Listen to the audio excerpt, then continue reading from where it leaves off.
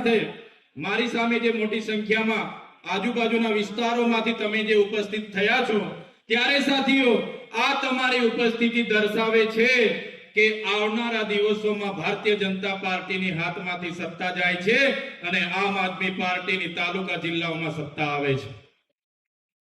આજે આ સભા જ્યારે થઈ રહેલી છે ત્યારે સાથીઓ તમે બધા જાણો છો કે આદિવાસી એટલે કોણ? આદિવાસી એટલે આદિ અનાદિ કાળથી આ ધરતી પર વસનારો સમુદાય, જેને આદિવાસી કહેવામાં આવે છે.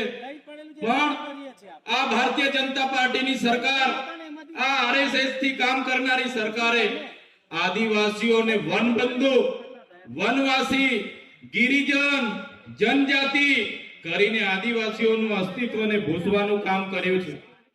આદિવાસી તરીકે અનેક વખતે રજૂઆત કરવામાં આવી કે અમે આદિવાસી છે, અમને શું કામ તમે વનવાસી બનાવો છો? છતાં ભારતીય જનતા પાર્ટી અને આરએસએસ ના લોકો આપણને આદિવાસી તરીકે મિટાવવાનું કામ કરી રહ્યા છે. ત્યારે આપણે બધાએ આપણી અસ્મિતા માટે જાગવાની જરૂર છે. સાથીઓ તમે જોયું હશે, આપણે શરૂઆતમાં સરકાર સામે જય જોહારનો નારો બોલતા હતા, જય જોહાર. ત્યારે એમના આરએસએસ ના લોકો કહેતા હતા આપણને કે આ જોહારિયા ક્યાંથી આવી ગયા, આ જોહાર વાળા ક્યાંથી આવી ગયા. અને આજે આરએસએસ હોય કે ભારતીય જનતા પાર્ટીના નેતાઓ હોય, બધાને જોહાર બોલતા કરી દીધા છે. એ આપણા આદિવાસી સમાજની તાકાત છે.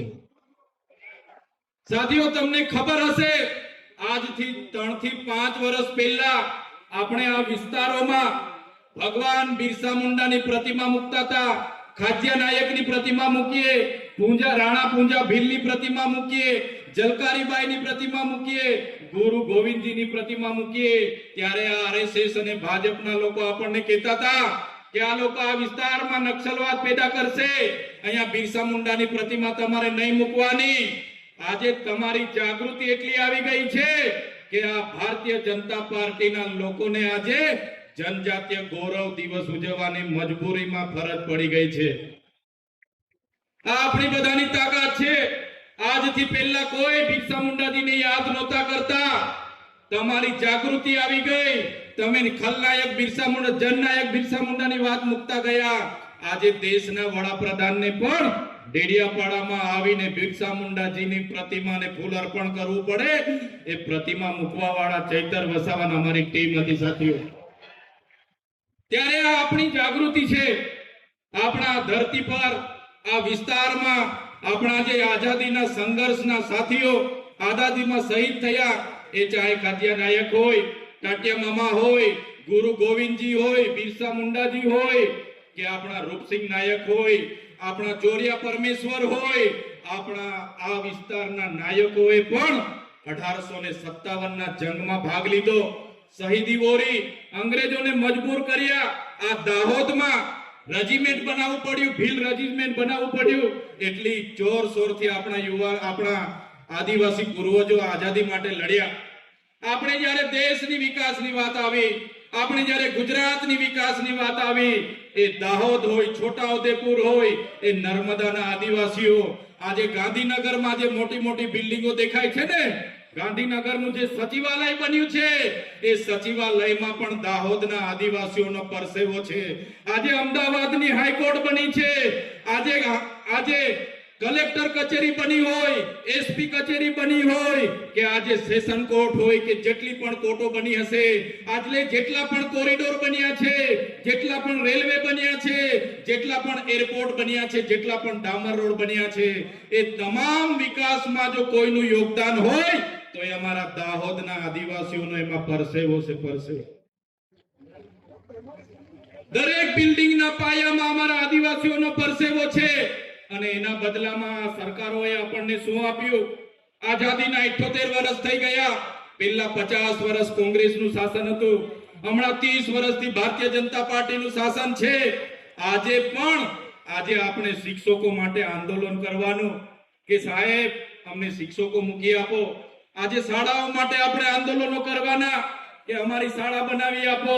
આજે નોકરીઓ માટે શિક્ષિત બેરોજગારો આંદોલન કરે. આજે આપણા ખેડૂતો આંદોલન કરે, આજે જે લોકો અહીંથી ભાગ્યા ખેતી કરવા માટે સૌરાષ્ટ્રમાં ગયા છે એમને વળતર નથી મળ્યું, એ ભાગ્યા લોકો આંદોલન કરે, આજે આપણા વિસ્તારમાં આપણા અધિકારો માટે આંદોલન થાય, નર્મદાનું પાણી અહીંયા મળે એના આંદોલન થાય, નળ સે જલનું પાણી પીવાનું મળે એના આંદોલન થાય, પણ સરકાર આંદોલનને નિરાકરણ લાવવાની જગ્યાએ પોલીસનો ઉપયોગ કરીને લાઠીચાર્જ કરે છે, આપણા નેતાઓને દબાવવા માટે ખોટા કેસ કરે છે। આ મંચ પરથી એ નેતાઓને પણ કહેવા માંગુ છું, એ ભાજપના નેતાઓ કાન ખોલીને સાંભળી લે, તમને જેટલું વેઠાય એટલું જ અમારા લોકોને હેરાન કરજો, કેમ કે અમે વ્યાજ સહિત એનો હિસાબ કરવાના છે, અમે વ્યાજ સમેત એનો હિસાબ કરીશું। જ્યારે ચૈતર વસાવા આદિવાસીઓને જાગૃત કરવાનું કામ કરે, અનુસૂચિ 5 લાગુ કરવાની માંગ કરે, પૈસા 1 લાગુ કરવાની માંગ કરે, આ વિસ્તારમાં 73 એના જે ગેરકાયદેસર દસ્તાવેજો થયા એને અમે ઉજાગર કર્યું, નલ સે જલનું કૌભાંડ અમે ઉજાગર કર્યું, અહીંના મંત્રીએ મનરેગામાં કૌભાંડ કર્યું અને આપણા લોકોની રોજગારી છીનવી એને અમે ઉજાગર કર્યું, અહીંયા નકલી સિંચાઈની કચેરીઓ ચાલતી હતી એને અમે ઉજાગર કરી, અહીંયા નકલી કોલેજો જીએનએમ એમની ચાલતી હતી એને અમે ઉજાગર કરી।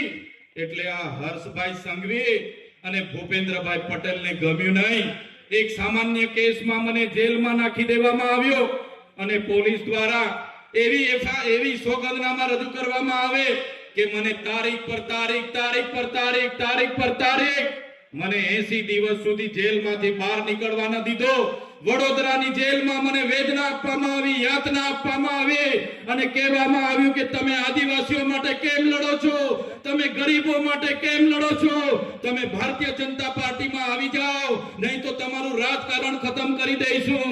ત્યારે પણ આ ચૈતર વસાવાએ પોલીસ અધિકારીઓને કીધું તો તમારી જેલોથી ડરવા વાળા ચૈતર વસાવા નથી, તમારી જેલો સામે લડવા વાળા લોકો છે, તમારી ભાજપ સામે લડવા વાળા લોકો છે। સાથીઓ તમે વિચાર કરો, એ ડેડિયાપાડાની જનતાએ, એ સાગબારાની જનતાએ, ચીકતાની જનતાએ એક ધારાસભ્ય તરીકે મને 1 લાખથી પણ વધારે મત આપ્યા, 43,000 ની મારી લીડ હતી, 1 પણ રૂપિયા વગર, 1 પણ દારૂની બાટલી વગર મને સ્વયંભૂ બધાએ ચૂંટી કાઢ્યો અને આજે આ ભારતીય જનતા પાર્ટીના વડાપ્રધાન ડેડિયાપાડા આવે, મુખ્યમંત્રી ડેડિયાપાડા આવે, નાયબ મુખ્યમંત્રી ડેડિયાપાડા આવે, પ્રદેશ પ્રમુખ ડેડિયાપાડા આવે, આદિજાતિ મંત્રી ડેડિયાપાડા આવે, આજે પણ 2 મંત્રીઓ ડેડિયાપાડામાં છે અને એ મુદ્દાની વાત નથી કરતા અને ચૈતર વસાવાએ આમ કર્યું, ચૈતર વસાવાએ તેમ કર્યું, પણ આજે ભાજપ સરકારને હું કહેવા માંગુ છું, ચૈતર વસાવા 3 વર્ષના ધારાસભ્ય છે, તમારી 30 વર્ષની સરકાર છે, ડેડિયાપાડાની જનતાને તમે હિસાબ આપો કે તમારી સરકારે ડેડિયાપાડામાં શું કર્યું છે, પછી ચૈતર વસાવા 3 વર્ષનો હિસાબ આપશે। વિચાર કરો, આ ભારતીય જનતા પાર્ટીને એવો તો કેવો ડર છે કે ચૈતર વસાવા આદિવાસીઓને જાગૃત કરે, આદિવાસીઓને એક કરે, આદિવાસીઓ શિક્ષણ માંગે, રોજગાર માંગે, પાણી માંગે, એટલે આ ભારતીય જનતા પાર્ટીને ગમતું નથી અને આ ભારતીય જનતા પાર્ટીએ પોલીસનો ઉપયોગ કરીને ખોટા સોગંદનામા કોર્ટમાં રજૂ કર્યા અને કહેવામાં આવ્યું કે આ ચૈતર વસાવાને આદિવાસી વિસ્તારના 14 જિલ્લામાંથી તડીપાર કરો, એમને પ્રતિબંધ કરો અને નામદાર હાઈકોર્ટે મારા વિસ્તારમાંથી મને પ્રતિબંધ કર્યો છે। છેલ્લા 8 મહિનાથી મેં મારા ઘર, મારું ગામ, મારો તાલુકો કે મારી ઓફિસમાં હું જઈ નથી શકતો, હું મારા વિસ્તારમાં પગ પણ મૂકું તો મારી શરત રદ થાય, મારે ફરી જેલમાં જવું પડે અને ભાજપના લોકો કહે છે જોયું ને અમારી તાકાત, અમે ચૈતર વસાવાને ડેડિયાપાડામાંથી બહાર કરી દીધા અને ચૈતર વસાવાને આવનારા દિવસોમાં નર્મદા સહિત આદિવાસી વિસ્તારોમાં પણ બહાર કરી દઈશું।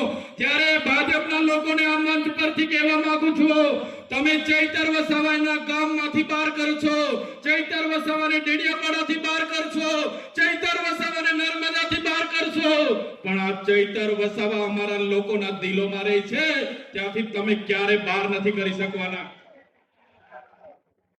ત્યારે દિલ્હીમાં જ્યારે પરિણામ આવ્યું અને જ્યારે માન્ય કેજરીવાલજીની સરકાર, ત્યાં એમની નીતિઓના કારણે હારનો સામનો કરવો પડ્યો અને ભાજપની સરકાર બની, ત્યારે આ ભાજપના નેતાઓ ગુજરાતમાં કહેતા હતા આમ આદમી પાર્ટી પૂરી થઈ ગઈ, કેજરીવાલજી હારી ગયા, દિલ્હીમાં માં સરકાર ગઈ ત્યારે નેતાનો ભી કહેવા માંગુ છું તુમકો કા લગતા થા નહીં લौटेंगे